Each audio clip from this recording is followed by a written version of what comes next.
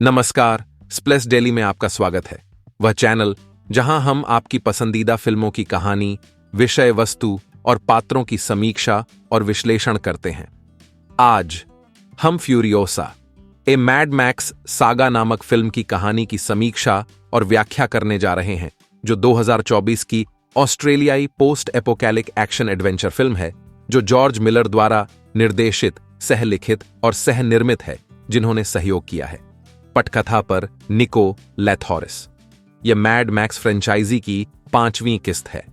Furiosa mad max fury road के prequel और spin off दोनों के रूप में काम करता है, जो चरित्र इंपरेटर फ्यूरियोसा पर केंद्रित है, जिसे मूल रूप से फ्यूरी रोड में चार्लीज थेरॉन द्वारा चित्रित किया गया था। फिल्म में क्रिस हेम्सवर्थ और टॉम बर्क के साथ अन्य टेलर जॉय और एलीला ब्राउन फ्यूरियोसा के युवा संस्करण के रूप में हैं। आइए इसमें शामिल हों, लेकिन उससे पहले मेरे चैनल को सब्सक्राइब करें।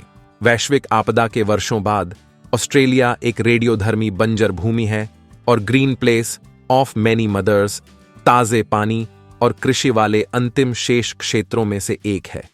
हमलावरों ने ग्रीन प्लेस की खोज की, जबकि एक युवा फ्यूरियोसा और उसकी छोटी बहन वॉल्किरी आड़ू चुन रहे थे। फ्यूरियोसा उनकी मोटरबाइकों में तोड़फोड़ करने का प्रयास करता है, लेकिन हमलावरों ने उसे अपने नेता, बाइकर गिरोह के सरदार डॉ डिमेंटस के लिए पुरस्कार के रूप में पकड़ लिया।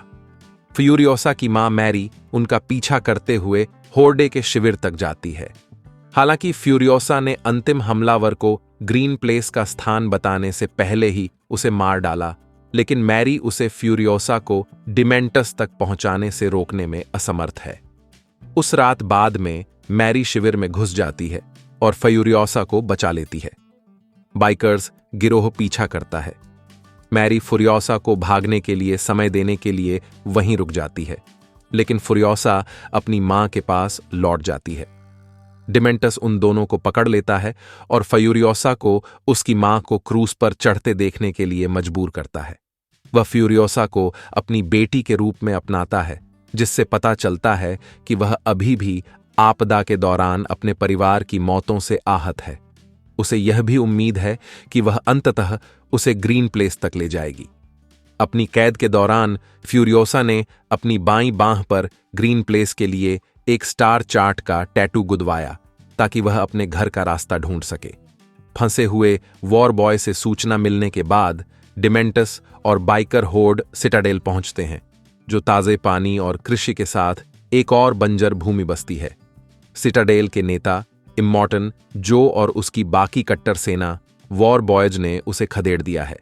डिमेंटस अपना रास्ता बदलता है और गैसटाउन पर कब्जा करने के लिए ट्रोजन हॉर्स रणनीति का उपयोग करता है, एक तेल रिफाइनरी जो सिटाडेल को उसके भूमिगत जलभृत से पानी पंप करने के लिए आवश्यक गैसोलीन की आपूर्ति करती है। शांति वार्ता में डिमेंटस की मांग है कि गढ़ गैस टाउन पर उसके अधिकार को पहचाने और भोजन और पानी की आपूर्ति बढ़ाए। बदले में वह जो को अपना निजी चिकित्सक और फ्यूरियोसा देता है, जो फ्यूरियोसा को अपनी पत्नियों के समूह में कैद कर देता है, यह आशा करते हुए कि एक बार जब वह वयस्क हो जाएगी तो वह उसके लिए एक स्वस्थ उत्तराधिकारी को जन्म देगी।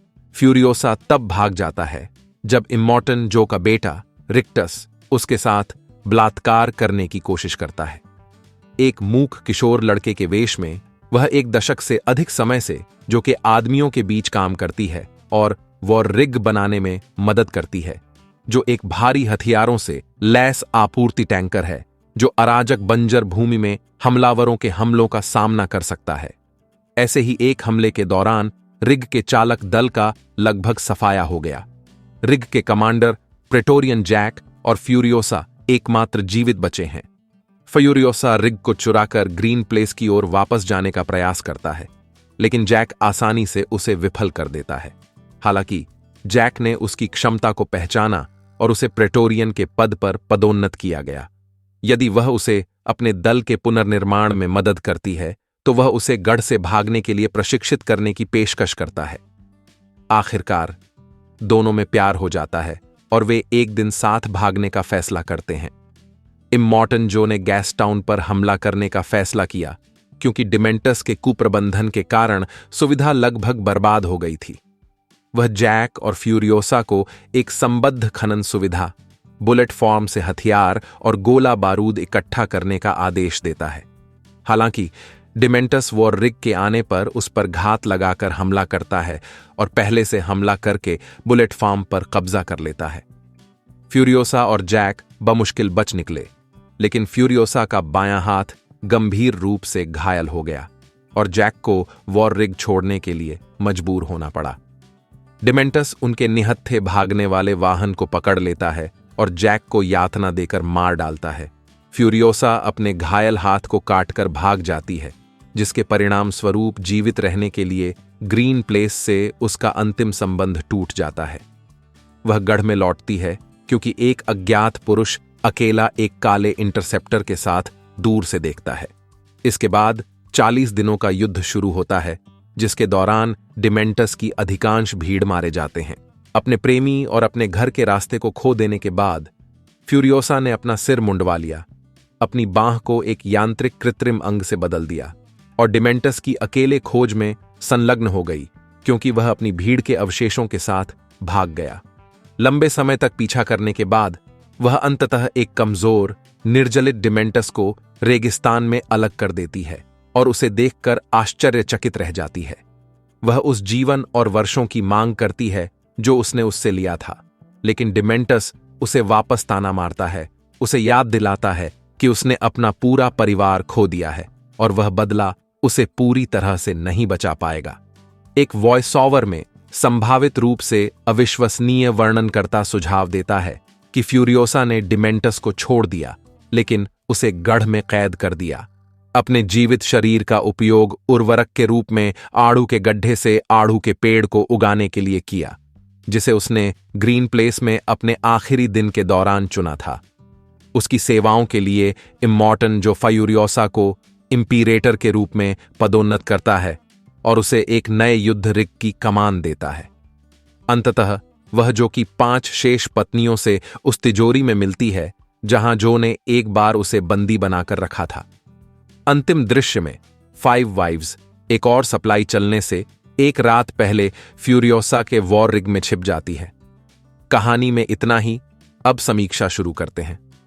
यह कथा गुरुत्वाकर्षण को चुनौती देने वाले, पीछा करने और ऊंची उड़ान भरने वाले करतबों की एक श्रृंखला में सामने आती है, जिसमें फ्यूरियोसा के एक गुणी बच्चे से एक कठोर योद्धा में परिवर्तन की गहरी भावनात्मक कहानी बुनी गई है। अन्य टेलर जॉय, एक योग्य उत्तराधिकारी। हालांकि इसमें 1 घंटा लग सकता है। टेलर जॉय के पुराने फ्यूरियोसा के प्रदर्शित होने के लिए इंतजार करना सार्थक है। ब्राउन और टेलर जॉय के चित्रणों के बीच निर्बाध परिवर्तन उनकी प्रतिभा और मिलर के निर्देशन का प्रमाण है। फिल्म की कहानी कथानक की धड़कनों पर नहीं, बल्कि भावनात्मक आर्क पर टिकी हो सकती है, जिसे टेलर जॉय ने शालीनता और धैर्य के साथ पेश किया है। क्रिस हेम्सवर्थ ने डिमेंटस के खलनायक की भूमिका में कदम रखते हुए ऐसा प्रदर्शन किया जो निडर और मनोरम दोनों है। फ्यूरियोसा के साथ उनके चरित्र का 1 दशक पुराना झगड़ा बदला लेने, दुख और एक घर की चाहत की परतें जोड़ता है, जो पूरी फिल्म में स्पष्ट है। दृष्टिगत रूप से जॉर्ज मिलर ने एक बार फिर लिफाफे को आगे बढ़ाया है। फिल्म के विशाल सेट टुकड़े और ऑन-पैरेटिव संवेदनशीलता लुभावनी से कम नहीं है। यह एक सिनेमाई दावत है जो जितना तमाशा के बारे में है, उतना ही भावनात्मक यात्रा के बारे में भी है। निष्कर्ष के तौर पर Furiosa, a mad max saga, एक उत्कृष्ट प्रीक्वल है जो न केवल अपने पूर्ववर्ती का सम्मान करता है, बल्कि अपने आप में भी खड़ा है। यह एक पागल दुनिया की पृष्ठभूमि के खिलाफ बदले, लचीलेपन और मोचन की कहानी है, और यह बिल्कुल है महाकाव्य। तो क्या फ्यूरियोसा देखने लायक है? बिल्कुल। यह एक सिनेमाई जीत है जो जॉर्ज मिलर की प्रतिभा और आन्या टेलर जॉय की बहुमुखी प्रतिभा को साबित करती है। बंजर भूमि के माध्यम से इस सवारी को न चूकें। यह Furiosa, a mad max saga पर मेरी राय है। अगर आपको यह वीडियो पसंद आया तो कृपया इसे लाइक करें और अधिक फिल्म समीक्षाओं और स्पष्टीकरणों के लिए हमारे चैनल को सब्सक्राइब करें। साथ ही हमें कमेंट्स में बताएं कि क्या है आपने Furiosa, a mad max saga के बारे में सोचा और आप हमें किन अन्य फिल्मों के बारे में बताना चाहेंगे। देखने के लिए धन्यवाद और मैं आपको अगले वीडियो में देखूंगा।